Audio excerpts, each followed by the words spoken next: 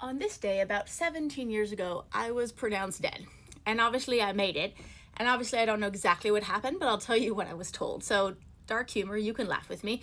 I was born and raised in an international religious cult. It's one of the most notorious cults in modern day history. This is no flex at all, but my mother earned her way into being one of the very, very top leaderships, which means she had to be the most evil and psychotic. She's also responsible for the abuse of tens of thousands of children. You can Google all of this. I'm just going to tell this weird story. During the Christmas season, we called it the Christmas push. As you can imagine, nothing was magical or happy about our childhood, and thankfully I've got real sarcastic, dark humor.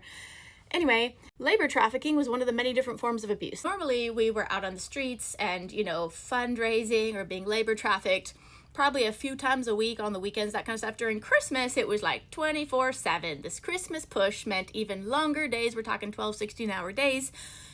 We are all over the world. We're mostly American children being born and raised and trafficked all over the world. At this particular time, I was in Mexico. We were in the midst of this Christmas push and all of us were exhausted and a lot of us were sick. So there was some kind of stomach bug going around.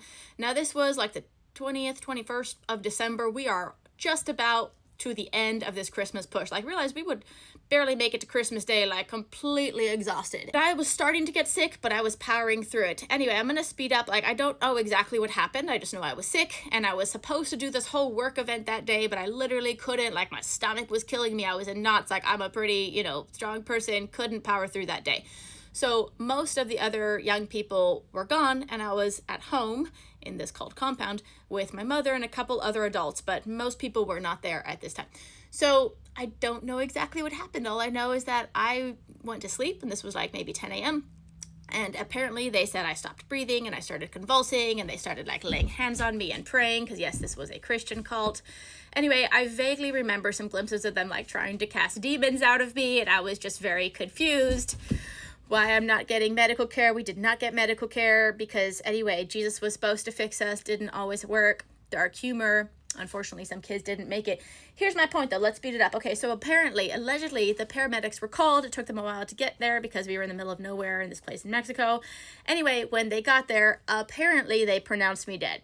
I don't have memory of this particular time. And apparently my mother and these other adults were continually praying for me, and apparently I came back to life. I'm not sure on all these details. I do remember though being in the ambulance, and I remember glimpses of this, almost like a dream, a bad dream for sure, but anyway, I remember glimpses of lights and flashes and different things and people standing over me. I remember being rushed to this hospital in Mexico, which was an emergency hospital in Mexico. Anyway, it's not a great experience, as you can imagine. I remember being carted around and they were testing me for everything. They were doing sonograms and all these different types of tests, and it was just, I remember being cold, and I was